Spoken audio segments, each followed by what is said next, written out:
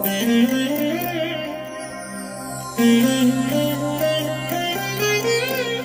దినం పరము నుండి దిగివచ్చు మాట.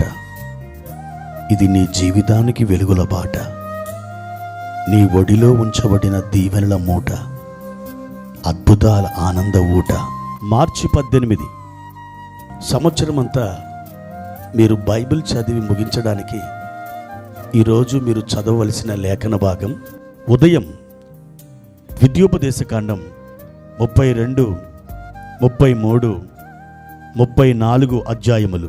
సాయంత్రం మార్కు సువార్త 15వ అధ్యాయము 26 నుండి 47వ వచనం వరకు. ప్రియమైన దేవుని బిడ్డలారా, మీ అందరికీ ఈ ఉదయకాలపు శుభములు తెలియచేస్తున్నాను. మీరందరూ కృపాక్షేమములతో వర్ధిల్లాలని, ప్రభు యొక్క కృపలో మీరు సంతోషించాలని, దైవికమైన ఆనందం, దైవికమైన సమాధానం, దైవికమైన ఆరోగ్యం, దైవికమైనటువంటి స్వస్థత మీరు అనుభవించాలని నేను మీ పక్షముగా దేవుని యొక్క సన్నిధిలో ప్రార్థిస్తున్నాను. ఎలా ఉన్నారు ప్రియులారా? బాగున్నారు కదా? దేవుడు అద్భుతమైన ప్రణాళిక మీ యందు కలిగి ఉన్నాడు. తప్పకుండా మీరు నిరీక్షణతో విశ్వాసం కలిగి ఆయన వైపే చూడండి. కాలం గడుచుచూ ఉండగా ఆయన యొక్క తలంపులు, ఆయన యొక్క ఉద్దేశాలు మీ ఎడల నెరవేర్చబడుతూ ఉంటాయి. ఎప్పుడు సమస్యల వద్దు, సోలిపోవద్దు, నిరుత్సాహాన్ని దగ్గరికి రానియవద్దు. ఎందుకంటే సాతాను యొక్క బలమైన ఆయుధం నిరుత్సాహమే. దేవుడు నిన్ను ఉత్సాహభరితునిగా చేయడానికి వేలాది వాగ్దానాలను దయచేశారు. నీ పరిస్థితికి సరిపోయే ఆ వాగ్దానాలను ఎత్తుపట్టి ప్రార్థనలో ముందుకు సాగి వెళ్ళు. ప్రభు గొప్ప జయమును నీకు దయచేస్తారు. ప్రియమైన దేవుని బిడ్డలారా, పరిశుద్ధ గ్రంథముల నుండి ఒక వాక్య భాగాన్ని చదువుకుందాం. ఆదికాండము 46వ అధ్యాయము 4వ వచనం. నేను ఐగుప్తునకు నీతో కూడా వచ్చేదను, అంతేకాదు నేను నిశ్చయముగా నిన్ను తిరిగి తీసుకుని వచ్చేదను. యోసేపు నీ కన్నుల మీద తన చెయ్యి ఉంచునని సెలవిచ్చాను. ప్రియమైన దేవుని బిడ్డలారా, యాకోబు చాలా ఉత్సాహంగా ఉన్నాడు. ఎందుకనంటే ఐగుప్తు దేశంలో తన కుమారుడైన యోసేపు ఒక ప్రధానమంత్రి స్థాయిలో ఆ దేశాన్ని పరిపాలిస్తుండని విన్నాడు. వాస్తవానికి ఈ భూమి మీద యోసేపు లేడు, ఒక దుష్ట మృగం అతన్ని తినివేసిందని నమ్మి భావించి అనేక సంవత్సరాలు ఏడ్చిన యాకోబుకి ఒక శుభవర్తమానం అందింది. లేదు లేదు, నీ కుమారుడైనటువంటి యోసేపు బతికే ఉన్నాడు, ఐగుప్తు దేశాన్ని ఆయన ఏలుచున్నాడు. ఇలాంటి మాటలు యాకోబు విన్నప్పుడు చచ్చిన ప్రాణం తిరిగి లేచి వచ్చింది. యోసేపు పంపిన బండ్లను చూశాడు. వెంటనే తనకు కలిగినదంతా తీసుకొని బెయేర్షెబాకెళ్ళి తన తండ్రి ఆరాధించి సేవించిన దేవునికి బలులు అర్పించి అక్కడి నుండి ఐగుప్తు దేశానికి వెళ్ళడానికి సంసిద్ధుడయ్యాడు. ఆ రోజు ఆ రాత్రి దేవుడు యాకోబు దగ్గరికి వచ్చాడు. యాకోబు, యాకోబు అని ఇశ్రాయేలును పిలిచాను అని రాయబడింది అక్కడ. నేను నీతో కూడా ఐగుప్తునికి వస్తున్నాను, నువ్వు భయపడవద్దు, నేను తిరిగి మరలా నేను తీసుకొని వస్తాను అని యాకోబుకి అభయం ఇస్తున్నాడు.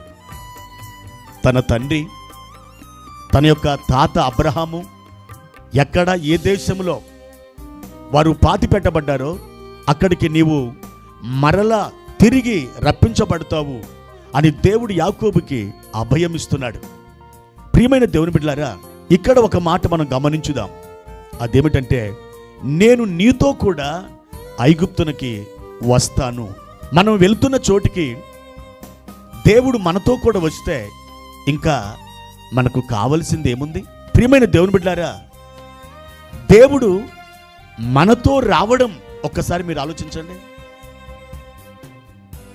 ఒక మనుషుడు వస్తున్నాడా, లేక మనల్ని కన్న తల్లిదండ్రులు వస్తున్నారా, లేక మన స్నేహితుడు, మన ఇరుగు పొరుగు వారు వస్తున్నారా?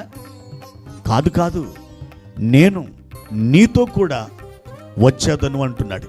ఈరోజు మీ పనులలో నిమగ్నమై మీరు ముందుకు సాగి వెళుచుండగా ఆయన మీతో కూడా వచ్చుచున్నాడు. ఆయన మీరు తలపెట్టిన ప్రతి కార్యంలో ఆయన జోక్యం చేసుకొని మీకు విజయాన్ని ఇవ్వాలని ఆయన తలంచుచున్నాడు. అయితే ఒక్క మాట, మీరు ప్రభువుని అడగాలి, అయ్యా నాతో కూడా రండి, మనం కలిసి వెళ్దాం, మనం కలిసి మాట్లాడదాం, కలిసి కార్యాన్ని నిర్వహిద్దాం, కలిసి మనం ప్రసంగిద్దాం, కలిసి మనం వ్యాపారం చేద్దాం, కలిసి మనం విజయాన్ని సాధిద్దాం, కలిసి జయించుదాం. దేవుడు అలాంటి భాగ్యాన్ని మీకు ఇవ్వడానికి ఇష్టపడుతున్నాడు. నీతో కూడా ఐగుప్తునకు వచ్చేదనని చెప్పిన దేవుడు ఈ మాట మీతో కూడా చెప్తున్నాడు. నేను నీతో కూడా నీ ఉద్యోగపు స్థలానికి వస్తున్నాను, నీతో కూడా నీ కాలేజ్ క్యాంపస్కి వస్తున్నాను, నీతో కూడా నీ ఆఫీస్కి వస్తున్నాను, నీతో కూడా నీ ప్రయాణంలో నీ ప్రక్కన ఉండి నీ వెళ్ళు చోటికి నేను వస్తున్నాను అని దేవుడు మీతో చెప్పడం మీరు వింటున్నారా? ఎంత శుభవర్తమానం! దీనికి మించిన దీవెన ఇంకేమైనా ఉందా? ఆయన మనతో రావడమా? అవును దేవుని బిడ్డలారా, దేవుని బిడ్డగా మనం కలిగి ఉన్న భాగ్యం ఇది. ఆయన నీతో ఉండడమే కాదు, ఆయన నీతో కూడా వస్తున్నాడు, నీతో కూడా కదులుతున్నాడు, నీతో కూడా కూర్చుంటున్నాడు. నీవు 4 అడుగులు వేసి ముందుకు సాగితే ఆయన నీతో కూడా ఒక 4 అడుగులు వేస్తున్నాడు.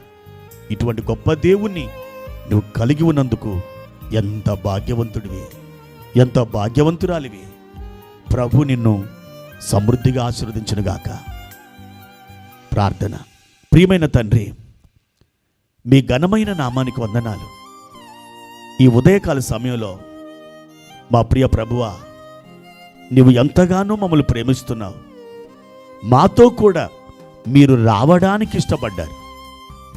మా తండ్రి, అనేక పర్యాయములు మిమ్మలను ఆహ్వానించకుండానే, మిమ్మలను పిలవకుండానే ఒంటరిగా మేము ఎన్నో కష్టతరమైన పనులలో తండ్రి మేము ముందుకు సాగి వెళ్ళినాము, కానీ అవి భారంగా గడిచిపోయిన దినాలుగా ఉన్నాయి, ఓడిపోయిన దినాలుగా ఉన్నాయి.